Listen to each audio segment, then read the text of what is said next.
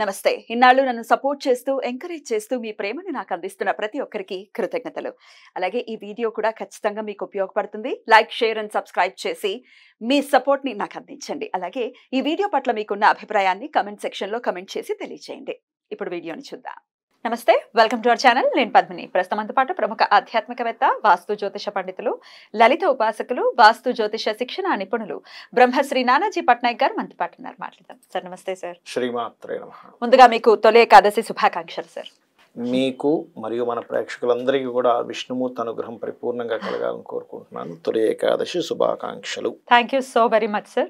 దక్షిణాయనం ప్రారంభం అయిపోయిన ఈ సమయంలోనే తొలి ఏకాదశి వస్తుంది. ఇక స్వామి యోగ నిద్రలోకి వెళ్ళేటటువంటి ఈ సమయం అత్యంత పరమ పవిత్రమైనటువంటి సమయంగా అందరికీ తెలిసినటువంటి విషయమే. చాతుర్మాస దీక్ష కూడా ఇదే రోజుతో ప్రారంభం అవుతుంది. 4 నెలల పాటు ఉండేటటువంటి ఈ దీక్ష అసలు ఈ కాలం అంతా కూడా దక్షిణాయనమే కానీ అత్యంత పుణ్యప్రదమైనటువంటి కాలంగా చెప్పవచ్చు. సో ఆస్ట్రాలజికల్ గా చెప్పండి సార్, గ్రహస్థితి రీత్యా ఎలా ఉంది ఇప్పుడు టైం, ఎట్లాంటి జాగ్రత్తలు తీసుకోవాలి, ఎట్లాంటి ఇబ్బందులు వచ్చే పరిస్థితి ఉంటే వాటిని అధిగమించడం ఎలాగా, అలాగే ఈ తొలి ఏకాదశిని ఎలా వినియోగించుకోవాలి? తప్పకుండా అమ్మా. తొలి ఏకాదశి మనకి ఈ దక్షిణాయనంలో తొలి ఏకాదశికి ఉండేటువంటి విశిష్టత, అలాగే ఒక ఎగ్జాంపుల్, ఒకరికి జరిగిన ఎగ్జాంపుల్ కూడా వివరిస్తాను. తప్పకుండా సార్.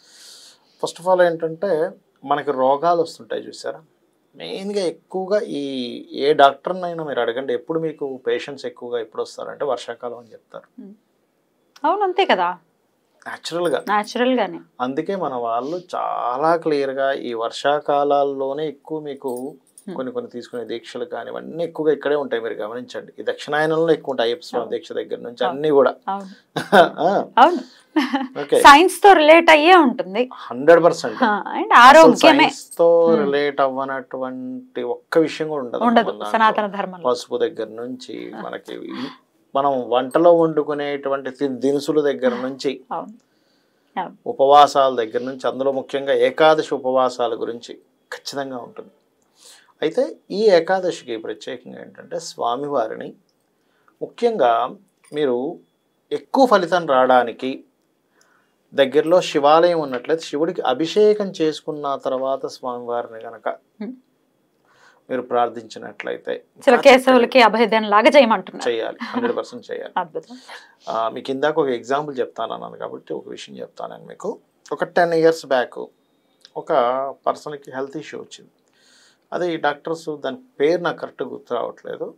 ఇది లైఫ్ లాంగ్ ఉండేదండి, ఇది తగ్గదు, ఇంకా ఏ మందులు తగ్గదు, మీరు ఇది అనుభవించాల్సింది. అప్పుడు ఏదో వీడియోలోనే ఎక్కడో చెప్పాను, నాకు కరెక్ట్గా గుర్తులేదు, ఏదో వీడియోలో చెప్పానంటే 10 years బ్యాక్. ఏకాదశులు చేస్తే ఎటువంటి రోగాలైనా తగ్గుతాయి, దీని మీద మీరు కావాలంటే చూసుకోవచ్చు, ఒక్క ఏకాదశులు చేసి చూడండి. అది ఎందుకంటే మహావిష్ణువు చాలా స్పష్టంగా ఆయన ఆ ఏకాదశికి సంబంధించి తీసుకొని ఆరోగ్యాన్ని ఇస్తాడనమాట. అది ఆయన సరే అన్ని ప్రయత్నాలు అయిపోయాయి కదా, ఇప్పుడు పోయేది ఏముంది, ఒకరోజు మనం నెలలో 2 సార్లు వస్తుంది ఏకాదశి, ఉపవాసం ఉంటాం ఈ శివుడి పేరు మీద, ఏదే మన విష్ణువు, శివుడిని ఆరాధిస్తూ ఒకటే అని, అదే అమ్మవారి శక్తి ఈ 2 రూపాల్లో ఉంది అని అనుకొని స్టార్ట్ చేశాడు. మీరు నమ్మరు, కరెక్ట్గా ఒక 2 సంవత్సరాల్లో అసలు లైఫ్ లాంగ్ ఇది ఇంక తగ్గదు, ఈ లైఫ్కి ఇంక ఇది ఇంతే, మీరు అనుభవించాల్సిందే, ఇది ఎందులోనే తగ్గదు అనుకునేటువంటి అతనికి 2 years తర్వాత మళ్ళీ టెస్ట్ చేస్తే లేదండి ప్రాబ్లం. ఇప్పుడు ఒక 40 ఏళ్ళ మనిషి ఇంకో 30 ఏళ్ళు బతుకుతాం, 30-40 ఏళ్ళు బతుకుతాడు అనుకుంది, 70-80-90 ఎంతో కొంత బతుకుతాడు, ఇంకొక హాఫ్ లైఫ్ చూడాల్సిందే.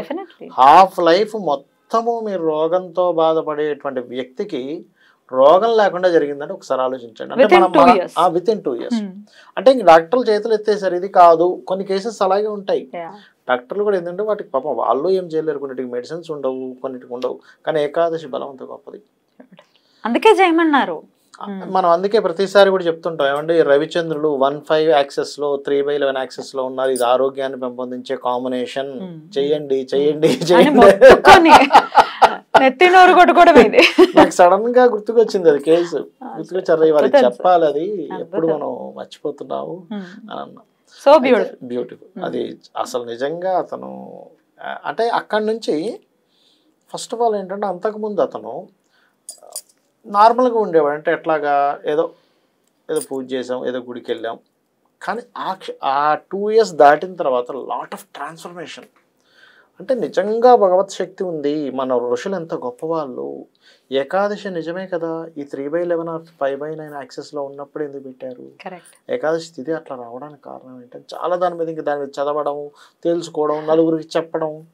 ఇప్పుడు అంతేనా సార్? ఇప్పుడు ఏ యాక్సెస్ లో ఉంది సార్? ఇప్పుడు అసలు సూపర్ గా ఉన్నాడు ఆయన. సూపర్ అంటే సూపర్. ఇప్పుడు ఏ యాక్సెస్ లో ఉంది చంద్రుడు? ఎప్పుడైనా సరే 3/11 ఆర్ 1/5 యాక్సెస్ లోనే ఉంటాడు అమ్మ, గుర్తుపెట్టుకోండి. అది ఇంకా దానికి ఎటువంటి మార్పు. ఇప్పుడు 1/5, ఇప్పుడు కర్కాటకంలో రవి ఉంటే చంద్రుడు వృశ్చికంలో ఉంటాడు, 1/5 యాక్సెస్ లోనే ఉంటాడు. అది అయితే ఇప్పుడు చంద్రుడు జలరాశుల్లో ఉన్నందుకు ప్రత్యేకంగా ఎవరికైనా సరే హెల్త్ రిలేటెడ్ ఇష్యూస్ కనుకుంటే ఒక 2 గ్లాసులు తీసుకోండి. 2 గ్లాసులు తీసుకొని ఒక గ్లాసులో నీళ్ళు, ఒకటి ఖాళీ గ్లాస్ పెట్టుకొని, ఇప్పుడు పిల్లలకు ఉందనుకోండి హెల్త్ ఇష్యూస్, ఒక స్పూన్ ఉద్దరిని అంటాం మనం, ఉద్దరణతో తీసుకోవడం, మంత్రం చదవడం.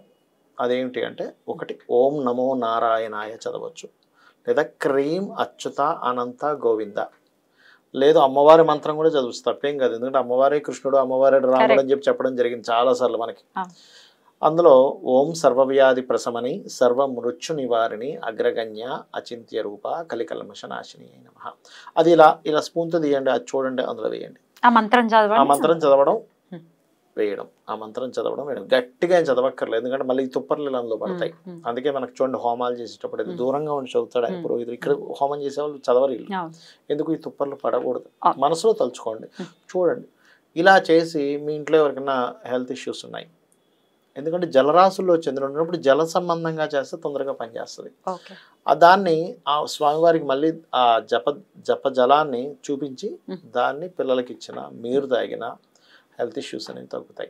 ఎన్నిసార్లు మంత్రం చదవాలి అనే క్వశ్చన్. ఒక గ్లాసుడు నీళ్లు లెక్క పెట్టుకోవద్దు, కంప్లీట్ అవ్వాలి నీళ్లు, ఎప్పుడు లెక్క పెట్టుకోవద్దు అని చెప్తాను. ఎందుకంటే మీ కాన్సన్ట్రేషన్ అంతా లెక్క మీద ఉంటుంది, ఇంకా మంత్రం మీద ఎక్కడ ఉంటుంది?